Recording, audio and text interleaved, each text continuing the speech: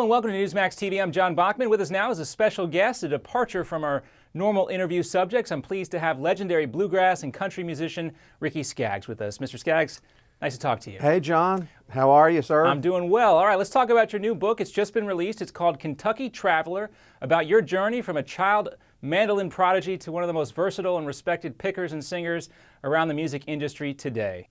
All right, so this book, and along with recent collaborations you've done with people like Jack White of the Raconteurs and the White Stripes, also other bluegrass acts, bluegrass music has really started to reach an entirely new audience. How rewarding is that for you? Well, I tell you, when I hear groups like Mumford & Son, and Avett Brothers, people like that are really taking the music to a completely different audience, it's very rewarding. When I see a banjo up there, even right along with their kick drum, there's something cool about that, and I started playing bluegrass when I was just a kid. Then I went into more commercial country music after I left Emmylou Harris's band in 1980.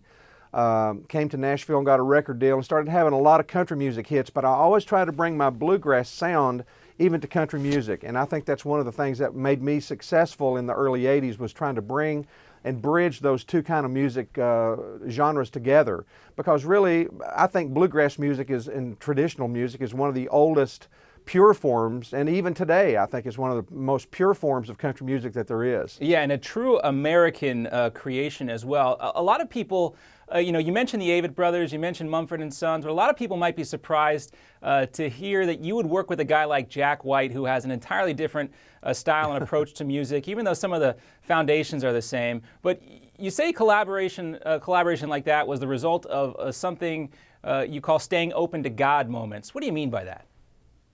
Oh, I just think, if we're just open to God's direction in our life, I think He'll take us places that we never dreamed that we'd get a chance to go to, and I've always been real open about my faith. I've always been open about music, and I think music is just a great way to express my faith, and I love being able to do collaborations with people. As a matter of fact, next week on Tuesday, I've got a new CD.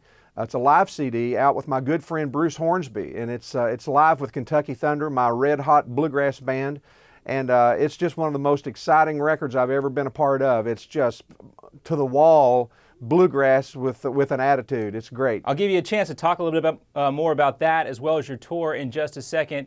But I want to focus back on your career and what you talk about in the book. You experienced a lot of critical acclaim and success throughout your career, but your personal life hasn't always been easy. You talk about your first marriage ending in divorce, and also a strange story. Your son, Andrew, was the victim of a random act of violence and was shot. Tell us about that and what those life lessons taught you.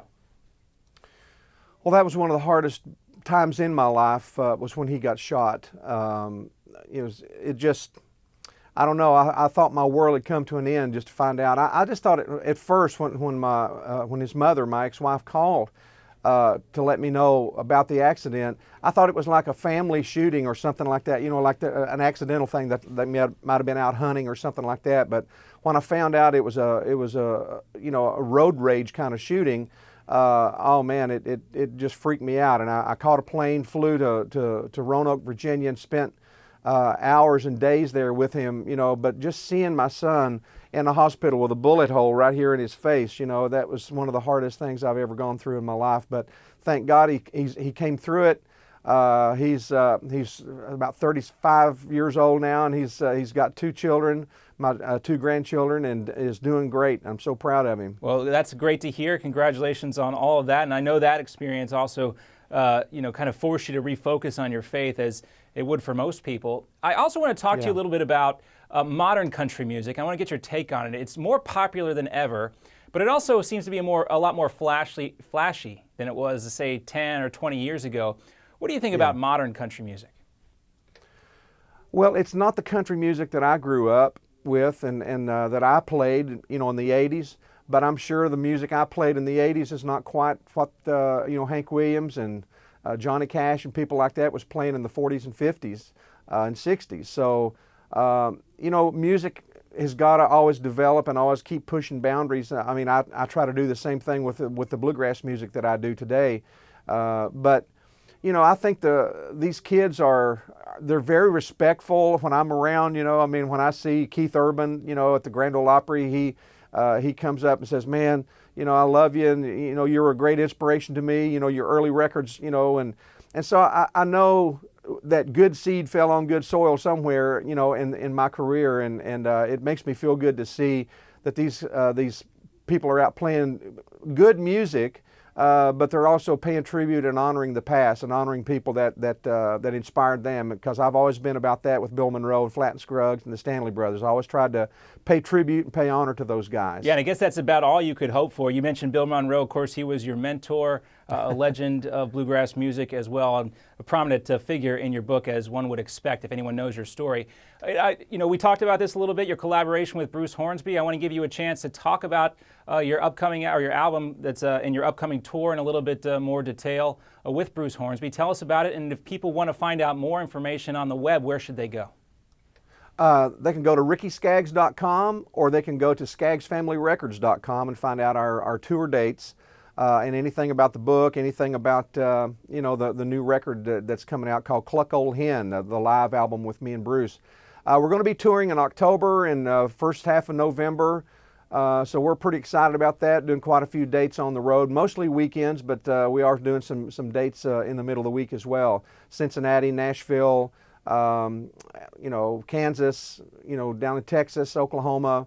We're all over the country. So, and they're still booking some dates too for November. So we're pretty excited about it. It's a great tour.